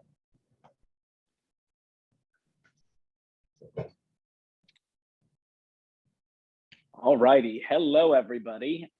So Lydia's going to get our slides pulled up for us. And I do want to apologize. If you can hear in my voice, I do not sound so hot. After 25 months, COVID finally came for me. So I am dealing with a bit of a sore throat. So I apologize if I go on mute when I'm speaking and I hack up a lung. So forgive me in advance while we get ready here. So I'm actually going to ask Drew to pull up the presentation because I got a new computer and my settings are not set to some reason. So, oh, don't worry. I do that all the time. It's in the system preference thing. All righty. I will get that pulled up and we will get started. Cool. Let me do this. All righty. So you guys should be able to see the slides. We do. Perfect. All righty. So I will let Lydia kick us off here. So we wanted to focus in on the Infrastructure Act of 2021, and we're talking about green energy subsidies and things that come along with it. So Lydia, up to you. yes, so there are 4 main goals within this act that actually have to do with green energy. So we're going to cover all 4 of those goals. I'll cover the first 2 and Drew will cover the last of them. So within our first goal we're covering is the investing in American manufacturing and workers.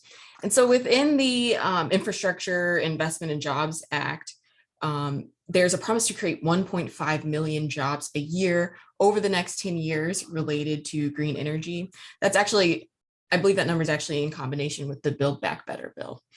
There's also a $7 billion commitment to the battery supply chain. A $1.5 billion is committed to enhancing the production of hydrogen energy, and $750 million are committed to improving energy production in the coal sector. So some of the, what is the goal of this money? Some of that has to do with improving the domestic supply chain. As I said earlier, a significant amount of money is allocated to that. That's very important because that prevents us from having to rely on other countries to create some of those goods, especially batteries, which are going to be a big thing when electric vehicles come to be maybe one of the more dominant options in cars. So competitiveness also in global green energy manufacturing markets is another goal of all of that money. Again, there's an anticipation that there's going to be that electric car manufacturing boom. So the United States wants to be prepared for that. And again, that's all a part of improving the supply chain and improving those battery manufacturing processes. And finally, this will create new jobs throughout the economy. So it's not going to be just localized to energy, or it is localized to energy, but rather it's spread across a wide range of jobs rather than just being like in the battery supply chain, for example. It's more extensive. So some of the next negative externalities that come along with this in investing in American manufacturing and workers would be actually the displacement of fossil fuel workers. And so the act actually does address this, promising that these workers will not be displaced, but I'm not so sure about that. They weren't very specific about how they would prevent that displacement. And so I could see that being one of the negative externalities for people who are already sort of working in the energy industry. Some of the positive externalities, however, include an improved economy overall. So because jobs are being created in the energy sector, this is going to just improve everything. So this benefits the American public as a whole.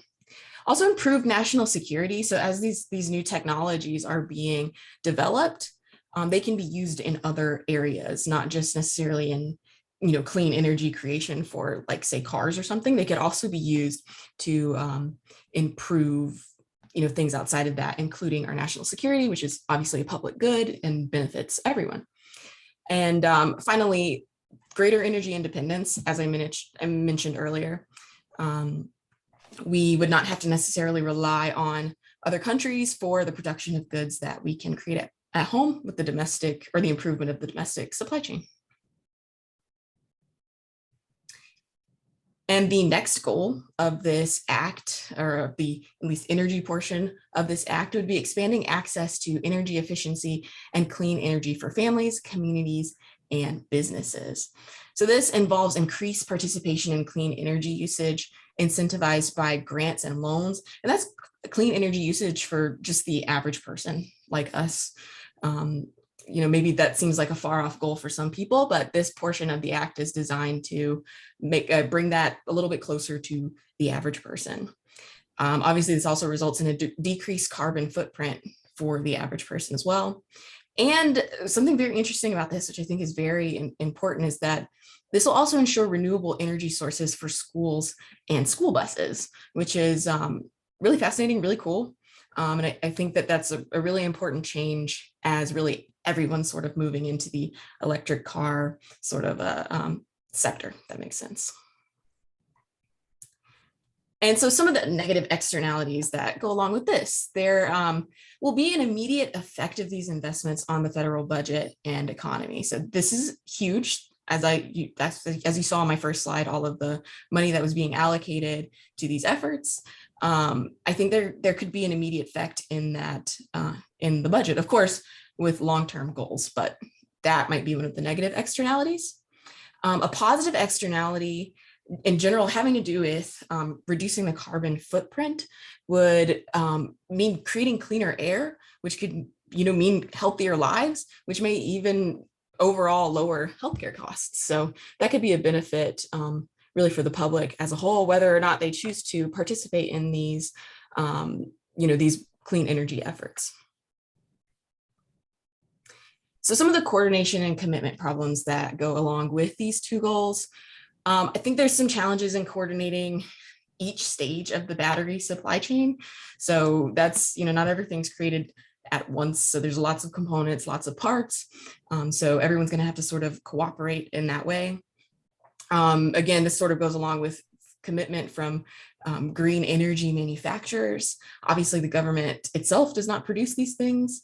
So some of these contracts that are being put out to for these manufacturers to participate in this, I think that's going to be a possible commitment issue. And finally, this is actually something that the government historically has had an issue with, and that is providing these services to communities of color and socioeconomically disadvantaged communities.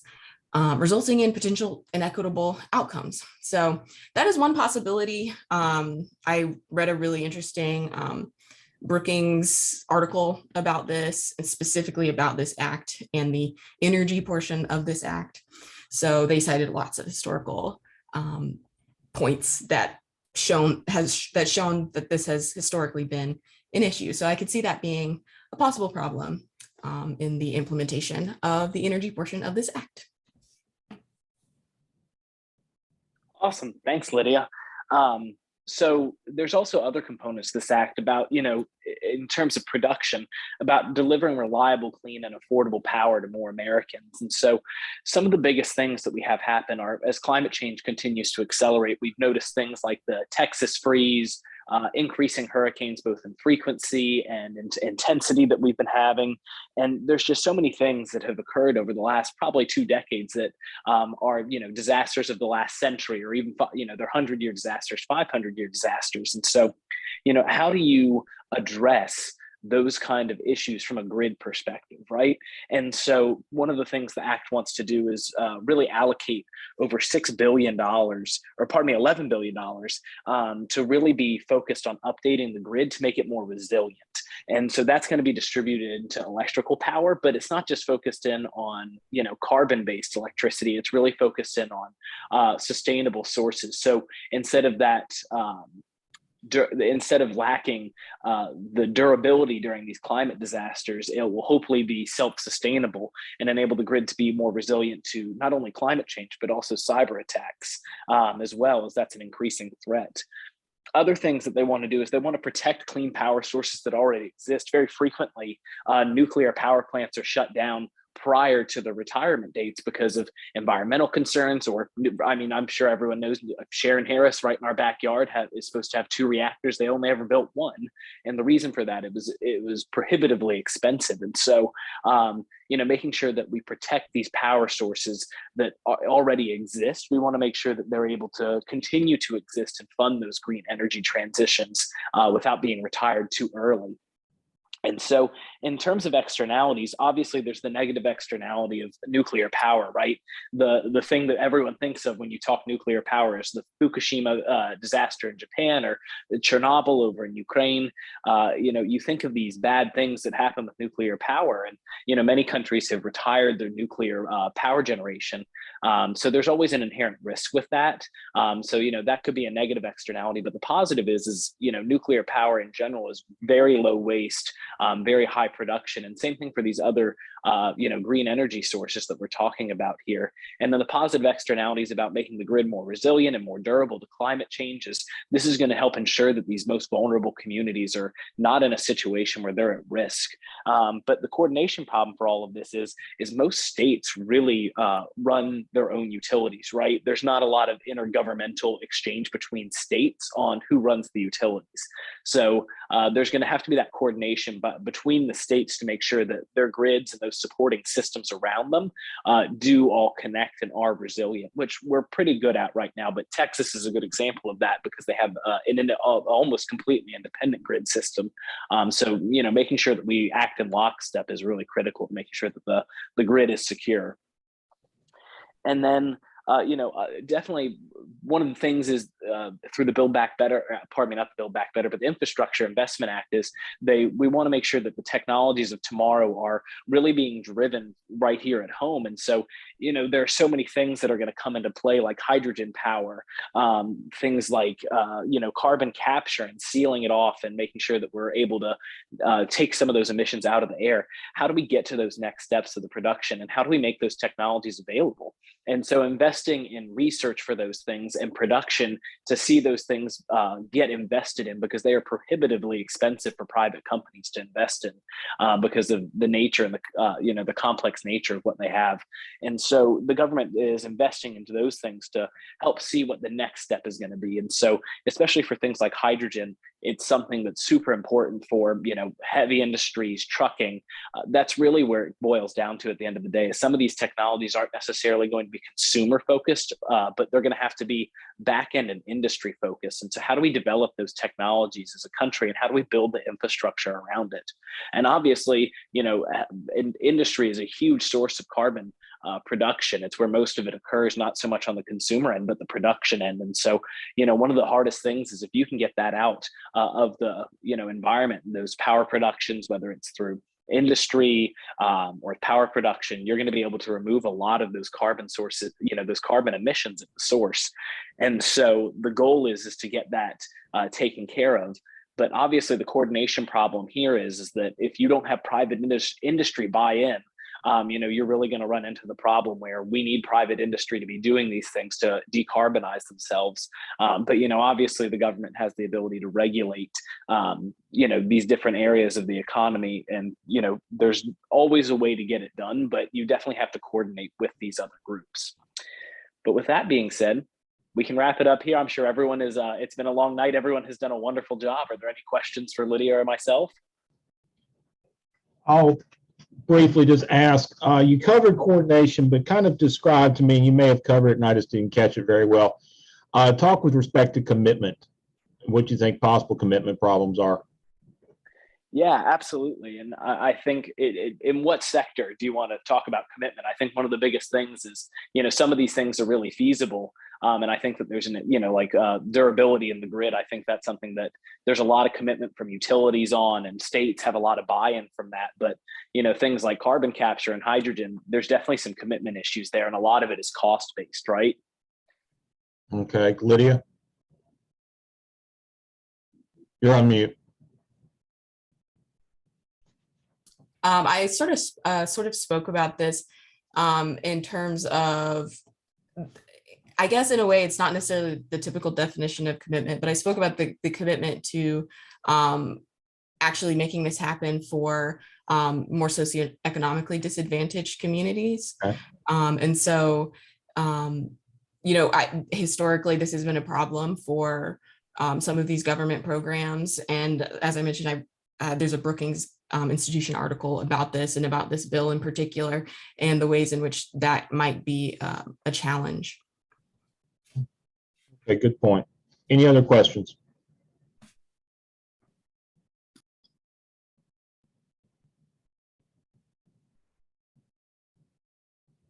Okay. Well, thank you all very much. Everybody did a good job. I was really impressed overall, and y'all definitely followed the assignment and did a really good job presenting the information. So hats off to all of you. Next week, we will do a brief review and explanation of the exam. I will be in class because I have to be. If you do not have to show up, but I have to be there. So if everybody does it, you can either show up or be remote, but it probably should only take about 30 to 40 minutes. I will have your grades done hopefully by Tuesday, all the way up till then. So y'all have a chance to kind of see where y'all stand. Overall, everybody stands in pretty good shape, but I need to finish up a few things. Are there any questions that anybody has prior to next week?